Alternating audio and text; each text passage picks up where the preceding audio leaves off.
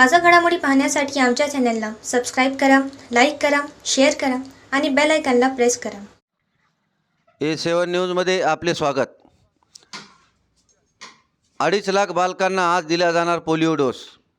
राष्ट्रीय pulse polio लसीकरण मोहिमेअंतर्गत 3 मार्चला जिल्ह्यातील 0 ते 5 वर्ष वयोगटातील बालकांना पोलिओ डोस देण्यात येणार आहे. यासाठी पोलिओ बूथची व्यवस्था करण्यात आली आहे.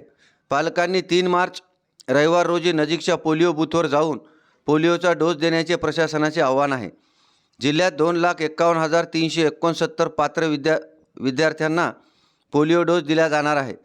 यासाठी जिल्ह्यात 1160 बूथ तयार करण्यात आले आहेत. जिल्हा व तालुका स्तरावर 62 अधिकारी पर्यवेक्षक नेमण्यात आले आहेत. जिल्हास्तरीय पर्यवेक्षकाची नेमणूक करण्यात आली आहे. तसेच राष्ट्रीय पल्स पोलिओ लसीकरण मोहिमेसाठी जनजागृती साहित्य, मायकिंग अहवाल, नमुने, मार्कर, पेन्स चौकात होर्डिंग उभारण्यात आले आहेत. तसेच आझाद उर्दू हायस्कूल व ज्युनियर कॉलेज यांच्या वतीने राष्ट्रीय पल्स पोलिओ लसीकरण साठी शाळातर्फे जनजागृती रॅली काढण्यात आली. या रॅलीमध्ये मौलाना आझाद उर्दू शाळेचे विद्यार्थी व विद्यार्थ्यांनी सहभाग नोंदविला. ही रॅली जनजागृती रॅली मौलाना आझाद शाळेपासून खाजा कॉलनी, आझम कॉलनी, शिवराजनगर, नगरपरिषद कॉलनी, राष्ट्रवादी भवनपर्यंत रॅलीचे आयोजन करण्यात आले होते.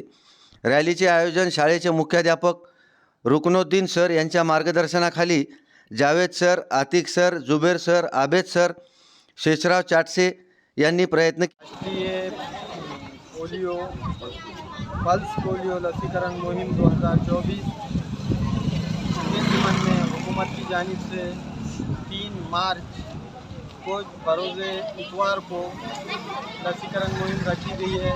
इसमें 0 यानी पैदा होने से लेकर जो बच्चा है 5 साल की उम्र तक उनको लसीकरण देना है.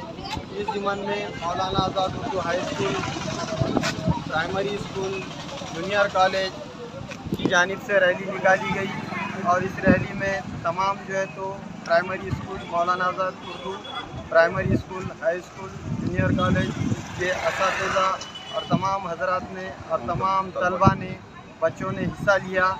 इस ज़िम्मन में इस रैली को निकाला गया था.